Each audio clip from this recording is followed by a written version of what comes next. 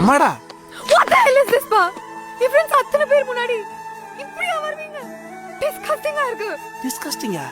இதுல என்னம்மா டிஸ்கஸ்டிங்? ஆமா பெண்ண. என்னது இது அசிங்கமா? இங்க இப்படியா வருவீங்க? எங்க எப்படி வரணும்னு இருக்குல்ல? என்னம்மா சொன்ன? இது என்னுடைய ஃப்ரீடம் ஆஃப் ட்ரெஸ் தானே. இதுக்கு நீ எதுக்கு கோபப்படுற? அன்னைக்கு நான் அசிங்கமா ஃபீல் பண்ண பொழுது நீ கோபப்பட்ட. இன்னைக்கு நீ எதுக்கு அசிங்கமா நினைக்கிற? உன் ஃப்ரீடம் ஆஃப் ட்ரெஸ் கான்செப்ட் எல்லாத்தையும் நானும் ஒத்துக்கிறேன். ஆனா இடம் பொருள் ஏவல்னு ஒண்ணு இருக்குல்ல. எனக்கு அம்மனமா குளிக்கிறது தான் பிடிக்கும்னு நம்ம வீட்டு பாத்ரூம்ல குளிக்கிற மாதிரி பப்ளிக்ல ஸ்விம்மிங் பூல்ல குளிச்சுட்டு இட்ஸ் மை சாய்ஸ், இது எனக்கு கம்ஃபர்ட்டா இருக்குன்னு சொல்ல முடியுமா?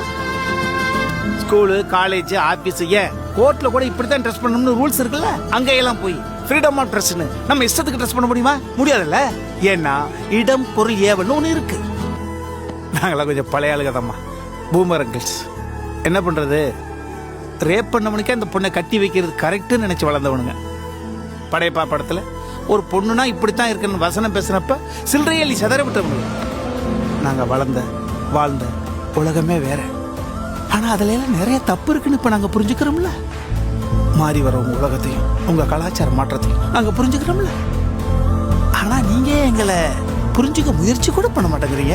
இப்ப நீங்க எங்களை பூமர்னு சொல்றீங்க. இன்னும் 100 வருஷம் கழிச்சு கற்கால மனுஷங்க மாதிரி ரோட்ல எல்லாரும் அம்மனமா போறதுதான் ஃபேஷன்னு அந்த ஜெனரேஷன் மாற வாய்ப்பு இருக்கு. அப்போ அவங்க உலகத்தோட கலாச்சார மாற்றத்தை ஒன்னால ஏத்துக்க முடியலன்னா உன்னோட பேரனோ பேத்தியோ உன்னையும் பூமர்னு தானே சொல்லுவாங்க.